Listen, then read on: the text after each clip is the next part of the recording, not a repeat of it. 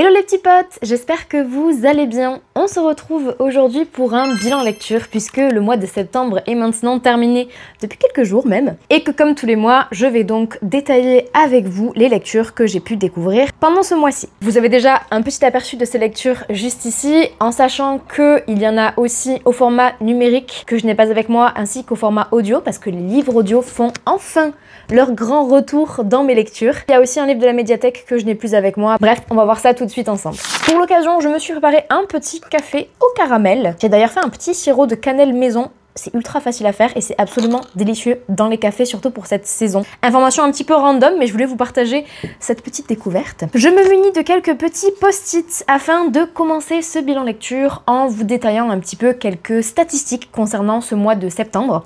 Et ensuite, on attaquera avec les avis donc individuels, livre par livre. Comme d'habitude, vous commencez à avoir l'habitude. Et si ce n'est pas le cas, bienvenue. Vous allez découvrir avec cette vidéo un petit peu l'organisation générale de ces bilans lecture puisque je n'en déroge pas. Je continue à faire la même chose. J'aime bien, j'espère que vous aussi. Donc au mois de septembre, j'ai lu 10 livres, ce qui est un tout petit peu en dessous de ce que je lis habituellement. Mais je sais que 10 livres, ça reste assez conséquent tout de même, ça fait quand même un livre tous les 3 jours, ce qui est un bon rythme, me semble-t-il. Donc j'entame de suite la partie statistique. Sur ces 10 livres, j'ai lu 7 romans, une pièce de théâtre, un webtoon et un roman graphique. Ce qui fait donc un total de 3002 pages. Et c'est très précis ici, on est là pour la précision. 3002 pages par rapport au mois précédent de 2025, c'est à peu près dans la moyenne. C'est pas le mois le plus bas, c'est pas le mois le plus haut, on est sur un entre-deux. Parmi ces 10 livres, on a 7 one-shots qui ont été lus, 2 sagas qui ont été démarrées et une saga qui a été continuée. Il faut le noter, ça arrive rarement, donc il faut le noter. Concernant la provenance de ces livres, il y en a 6 qui venaient de Mapal, 3 qui étaient des services de presse et 1 qui venait de la médiathèque. J'ai lu sous différents formats puisque j'ai lu 7 livres au format papier, 2 livres au format numérique et un livre au format audio comme je vous le disais en début de vidéo. Il nous reste 3 petits détails à voir ensemble sur ces statistiques. Premièrement, un détail concernant la langue puisque j'ai réussi ce mois-ci à lire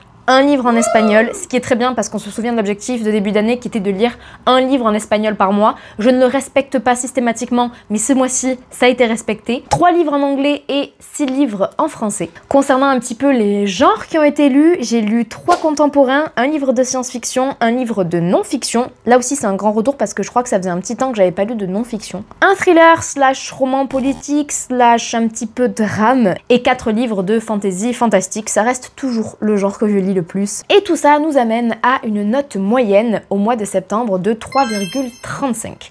3,35 c'est ok, dans le sens où j'ai eu beaucoup de lectures moyennes, à savoir autour de 3, 3,5, donc pas des mauvaises lectures, mais pas des lectures qui vont m'avoir marqué. Donc c'était pas un mois à coup de cœur, c'était pas un mois à déception, c'était plutôt un mois ok.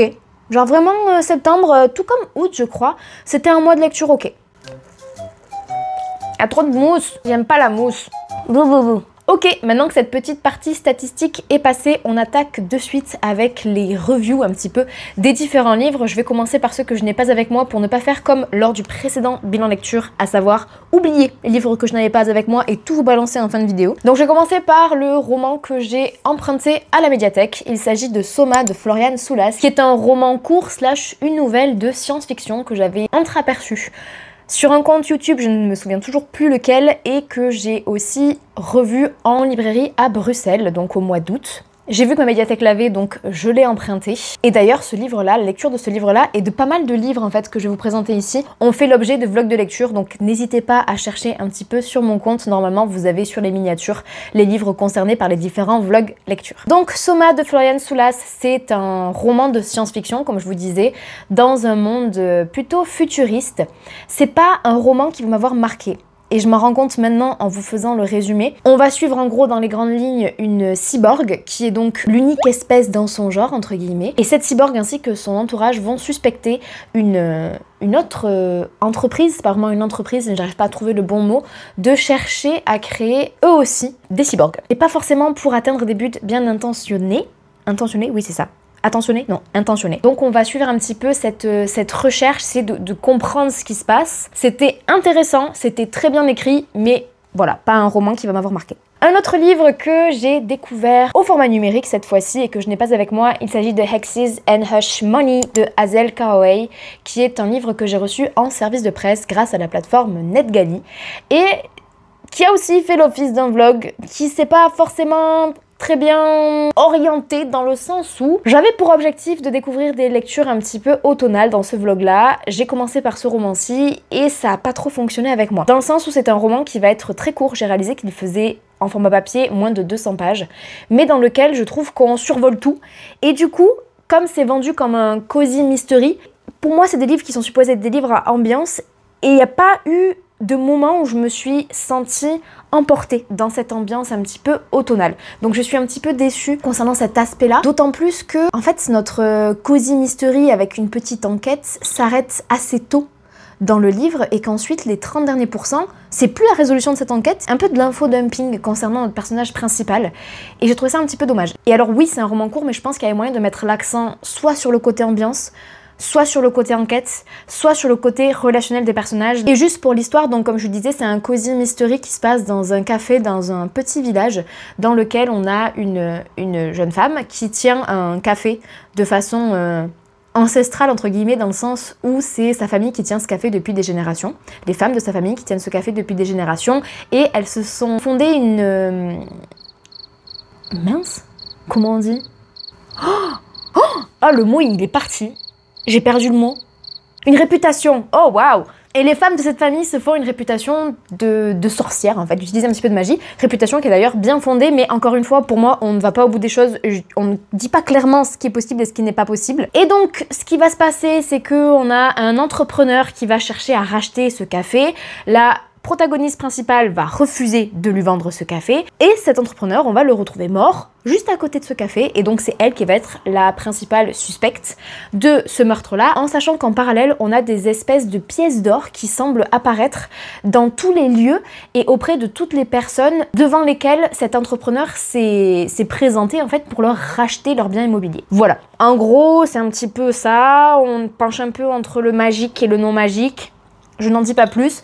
En soi, la résolution de l'enquête, c'était bien ficelé, c'était ok, mais ouais, j'ai pas été emportée. Et enfin, le dernier livre que j'ai lu et que je n'ai pas avec moi, qui a été une excellente lecture, je le dis d'entrée parce que vous allez vous dire sinon, mais ok, elle a fait que des lectures moyennes, mais il n'y a vraiment rien de marquant là-dedans. Il s'agit de Semi-Well Adjusted Despite Literally Everything de Alyson Stoner. Alyson Stoner qui a joué dans Camp Rock le rôle de Caitlin. Camp Rock qui est donc un film que j'ai vu depuis adolescente, que j'ai vu et revu, et c'est la raison pour laquelle à la base je lisais ce livre, et en fait j'en suis sortie avec des informations, bon, concernant Camp Rock bien évidemment, parce que Alyson Stoner va en parler, mais surtout concernant tout ce qui touche en fait à Disney et aux enfants stars de façon plus générale. Donc c'est une autobiographie, c'est un roman non fictif que j'ai trouvé passionnant. Ça va parler de santé mentale, ça va parler d'enfants adultes, d'enfants stars, de la façon dont les adultes sont pas démunis mais ne réalisent pas la position dans laquelle on met ses enfants en les jetant un petit peu dans la fosse aux lions, dans la célébrité en fait. Et Alyson Stoner va vraiment revenir sur toutes ces étapes, sur tous les souvenirs de cette période-là, de ces débuts-là, en sachant qu'en plus de ça, Yael a créé un podcast dans lequel justement cette question d'enfant star se trouve vraiment au cœur de ce podcast là, et bah voilà, c'est un livre que je vous recommande, mais attention, je vais vous remettre en description, il y a des trigger warnings assez forts avec des scènes assez graphiques. Si vous êtes sensible à ces sujets là, attention. Ok, je crois que j'en ai fini pour les livres que je n'ai pas avec moi, donc là je vais vous détailler du coup les romans qui sont en ma possession, que je vais tenter de chroniquer sans ordre particulier, parce que de toute façon, ils sont complètement dans le désordre. J'ai enfin pris le temps de découvrir un autre roman de R.F. Kuang que j'avais adoré dans le premier tome de La Guerre du Pavot avec Yellowface, que j'ai reçu en service de presse de la part des éditions Pâle. C'est un roman qui va traiter d'appropriation culturelle et de toute la problématique des réseaux sociaux, c'est-à-dire les côtés positifs comme les pires côtés des réseaux sociaux. J'ai vraiment beaucoup apprécié ce livre dans le sens où c'est un livre qui pour moi amène plein de questions pertinentes, primordiales, et qui fait énormément réfléchir. Et en même temps c'est un livre ultra perturbant parce que, pour vous expliquer un petit peu le pitch, on va suivre June et Athena. Donc on est dans la tête de June qui a fait des études de littérature et d'écriture avec Athena. Athena devient une grande écrivaine vraiment énormément reconnue, là où June, sa carrière a clairement floppé par rapport à Athéna, puisqu'elle a publié un seul roman qui n'a pas spécialement bien marché, elle galère depuis, et elles ont une espèce d'amitié que June nous décrit comme un petit peu forcée, dans le sens où elles se connaissent pas vraiment, mais juste elles se voient pour dire qu'elles ont une vie sociale, en fait, ça fait un petit peu ça. Et avec un petit peu la problématique supplémentaire que June est incroyablement jalouse du succès d'Athéna. Elle est vraiment très jalouse et un soir elles vont toutes les deux se retrouver pour une soirée comme elles ont l'habitude de le faire une fois tous les 3, 4, 5 mois pour se voir un petit peu. En sachant que d'habitude, elles ont plutôt des discours assez à sens unique, si vous voulez. Chacun raconte un petit peu sa vie sans trop écouter l'autre et donne des conseils un petit peu éclatés. Et là, pour une fois, elles rentrent un petit peu dans le vif du sujet. Elles se livrent un petit peu l'une envers l'autre. Et Athéna va s'étouffer. June va essayer de l'aider. Elle ne va pas réussir à l'aider. Et Athéna va mourir devant ses yeux. Et là, June va faire un choix horrible qui va être celui de lui voler le brouillon de son premier jet du manuscrit qu'elle est en train d'écrire. Et donc, elle lui vole ce roman-là. Elle va le retoucher un petit peu et elle va le publier en son nom à elle et le roman va connaître un énorme succès. Et donc tout le reste du livre, on va suivre June qui va tenter continuellement de se justifier face à ce choix-là. On va voir June aussi flancher quand elle va réaliser que certaines personnes la soupçonnent d'avoir volé ce manuscrit-là. Bref, il y a plein de rebondissements, ça tourne un petit peu au thriller drame et vraiment, je vous le recommande. Je pense que c'est un très bon roman, très intelligemment rédigé. On continue dans les thrillers, un petit peu les policiers, puisque j'ai lu Toutes ces fautes de Andrea Mara, qui est donc un thriller dans lequel une maman va recevoir un message d'une autre mère d'élève qui lui propose d'organiser une après-midi jeu entre leurs deux fils. La maman accepte et quand, après le travail, elle va pour récupérer son fils à l'adresse de la femme, en fait, c'est pas du tout son adresse à elle. Elle tombe sur une personne qui est là en mode la dame n'habite pas ici, c'est ma maison. Et elle sait pas du tout où est son fils. Et donc là, s'ensuit une enquête pour essayer de retrouver où est passé ce fils. Alors, je suis très agréablement surprise du dénouement parce que c'est pas quelque chose que j'ai vu venir. Et on nous envoie sur plein de pistes. Et je me suis complètement laissée balader. Dès que l'autrice voulait m'amener quelque part, j'y allais. Finalement, je repartais en arrière, j'allais autre part. Bref, vraiment très bien ficelé. Juste, genre, je pense qu'il m'a manqué quelque chose et je pense que ça a un petit peu tiré en longueur à certains moments. J'aurais aimé que ce soit un chouille plus condensé. En fait, en toute transparence, je me souviens du début, je me souviens du dénouement final, mais tout le milieu, c'était... comme je vous disais, par moments un peu longué et en même temps, j'ai mis du temps à lire, donc c'est peut-être ça qui joue. On va dire que j'ai aimé le début, petit coup de mou au milieu et les 100 dernières pages étaient cool. Ça vous va comme résumé? Je sais pas trop. C'est pas très détaillé, mais en même temps, c'était vraiment un livre que je lisais pour le divertissement et ça a fait le taf. Dans la catégorie des livres What the fuck, je demande Accident de personne de Florence Mendes, qui était la lecture que j'ai lue pour le club de lecture auquel je participe. Là, on va être sur un truc un petit peu chez père, avec une jeune femme qui, psychologiquement, ça va pas, sa vie, ça va pas, et elle cherche à se suicider. Donc déjà, attention au trigger warning que je vous mettrai aussi en description. Donc elle cherche à se suicider, sauf que elle a essayé 2 fois, elle a raté 2 fois, elle n'y arrive pas. Elle se dit ok, faut que j'embauche quelqu'un pour le faire à ma place. On est déjà un petit peu what the fuck. Donc elle va sur le dark web, elle engage quelqu'un pour la tuer, elle tombe sur un jeune homme d'ailleurs, qui est pas beaucoup plus âgé qu'elle, qui accepte. Mais il faut savoir qu'en fait ce jeune homme, il fait genre, il a déjà fait ça plein de fois, mais il a jamais fait ça, parce que lui aussi dans sa vie, il est perdu. Donc il accepte. Au moment de passer à l'acte, un peu terrorisé, je sais pas quoi, il se chie, il pousse sous un métro la mauvaise personne. Voilà. Et donc, on se retrouve avec ces deux zigotos, donc elle qui est du coup a vu l'action et elle est pas vraiment certaine que finalement elle veut mourir, lui qui a littéralement tué quelqu'un, et le contrat entre les deux qui a été signé à travers le dark web, avec obligation de compléter ce contrat, donc lui doit la tuer, mais lui, si elle veut pas mourir, ben il a pas envie de la tuer. Elle sait plus trop si elle veut mourir. Bref, les deux se retrouvent chez la psy avec quelques jours, je sais plus combien est-ce qu'ils en ont exactement. Ils ont 10 jours pour choisir, donc elle si elle veut mourir ou pas, lui s'il veut accepter de la tuer ou pas, en sachant que si jamais il ne la tue pas, c'est quelqu'un d'autre qui le fait à sa place. Complètement what the fuck. La psy a un rôle ultra important dans ce livre d'ailleurs, c'est très pertinent parce qu'on a vraiment ces 3 personnages-là qu'on suit tout du long. Est-ce que j'ai apprécié? Je ne sais pas. Je pense que l'écriture de l'autrice m'a un peu braqué par moments, c'est pas forcément mon style d'écriture. J'ai trouvé l'histoire dans tous les cas ultra what the fuck, moi les trucs comme ça un petit peu chez père, ça m'intrigue beaucoup, ça me plaît bien. Juste lecture moyenne dans le sens où ça va vite. Voilà. Et l'écriture. Le fameux roman graphique que j'ai lu en espagnol, il s'agit de Huki de Miriam Bonastretur, qui est donc un roman graphique dans lequel on va suivre un frère et une sœur qui sont magiciens dans un monde où on a une guerre qui se développe entre les sorciers et les non-sorciers. Ils sont issus d'une famille assez importante concernant la sorcellerie. Il se trouve qu'un jour ils ratent leur bus pour partir dans leur école de sorcellerie, sauf qu'ils veulent pas l'avouer à leurs parents, et du coup ils vont chez une tante et de là vont s'en découler plein de péripéties qui vont les mettre dans la sauce. Ils vont aussi en parallèle rencontrer d'autres personnages super cool que j'ai beaucoup apprécié, en grande partie, pour ne pas dire quasiment totalement non sorciers. Donc on a un petit peu ce petit groupe d'enfants hétéroclites qui se retrouvent dans ce conflit d'adultes, complètement dépassés par ce qui se passe, et en même temps il y a une histoire de prophétie où l'un des deux, donc soit le frère, soit la sœur, serait potentiellement à l'origine de la fin de l'humanité ou un bail du genre, en tout cas dangereux pour les humains quoi.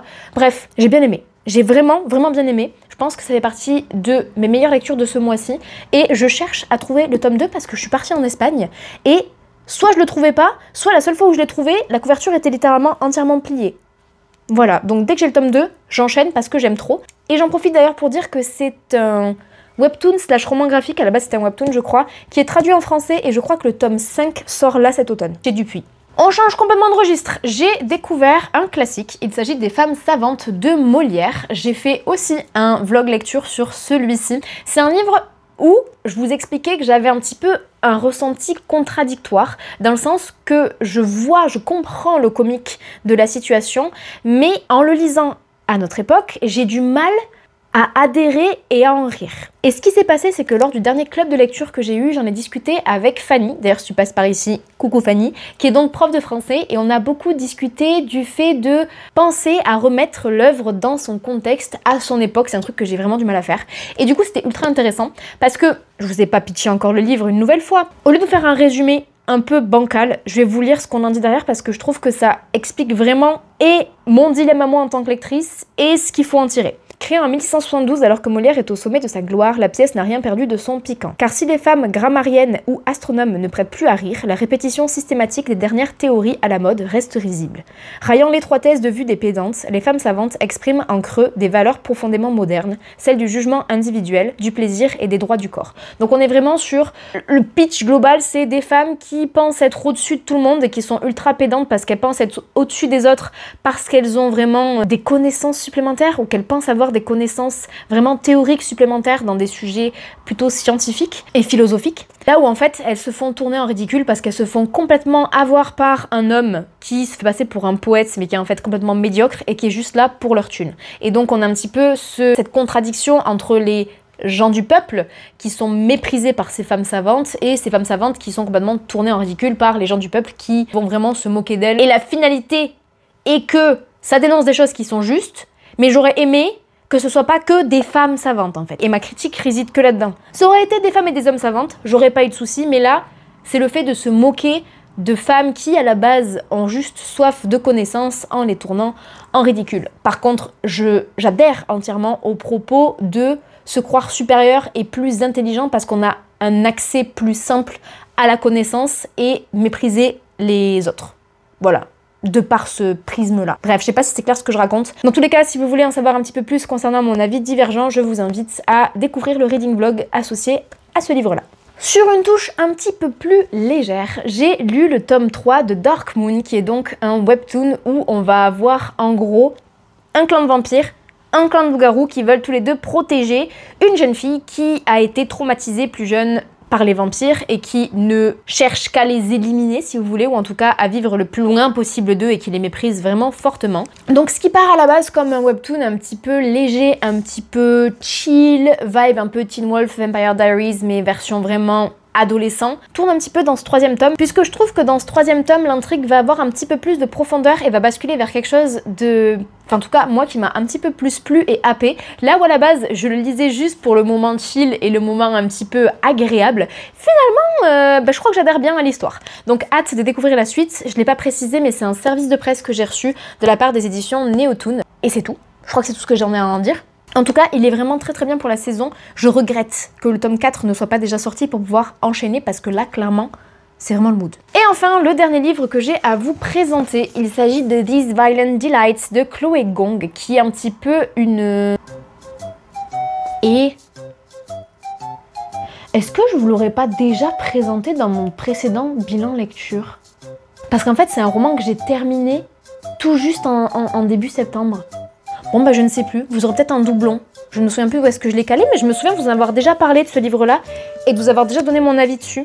Mais je sais plus pourquoi. Bon bref, These Violent Delights de Chloé Gong, qui est donc le premier tome d'une duologie, d'une réécriture de Roméo et Juliette dans un Shanghai des années 1920. Alors j'ai été grandement surprise dans le sens où je m'attendais vraiment à ce que ce soit entièrement basé sur la romance, parce qu'il est vraiment vendu comme une romance. Je suis désolée, ça a coupé, je vous refais la fin. Donc je vous disais, je m'attendais vraiment à ce que ce soit axé sur la romance, là où finalement on a vraiment une intrigue politique et le côté enquête qui est ultra développé. Donc j'ai trouvé ça vraiment très intéressant et j'ai été très agréablement surprise par cette partie-là, en sachant qu'en plus cette duologie-là est suivie par une autre duologie qui va suivre un des personnages de celle-ci.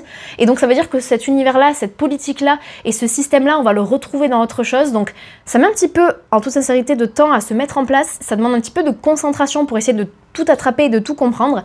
Mais de savoir que ces connaissances-là vont pouvoir être réappliquées sur d'autres livres, franchement, ça me booste de ouf et ça me donne trop envie de tout découvrir. Donc voilà pour ce roman-là, je vous le recommande encore une fois. Et si vous pensez que c'était simplement de la romance, bah ce n'est pas le cas du tout. Donc voilà pour ce bilan lecture, j'espère que cette vidéo vous aura plu. N'hésitez pas à venir me dire en commentaire si vous avez fait de belles découvertes pendant ce mois de septembre ou si au contraire vous avez eu vous aussi quelques petites déceptions. J'en profite pour vous faire savoir que sur novembre et octobre, dans l'autre sens, sur octobre et novembre, je vais publier une seule vidéo par semaine parce que j'aimerais accélérer un petit peu le rythme en décembre. Peut-être que vous vous doutez de pourquoi du coup. Mais bref, je prépare un petit truc pour décembre et donc du coup, en attendant cette préparation, cette petite surprise un petit peu, je vais prendre un peu le temps de me poser, ralentir un petit peu le rythme pour venir un petit peu plus forte. Voilà, donc comme ça vous êtes au courant. En attendant, je vous souhaite donc de très belles lectures et on se dit à la semaine prochaine pour une nouvelle vidéo. Salut!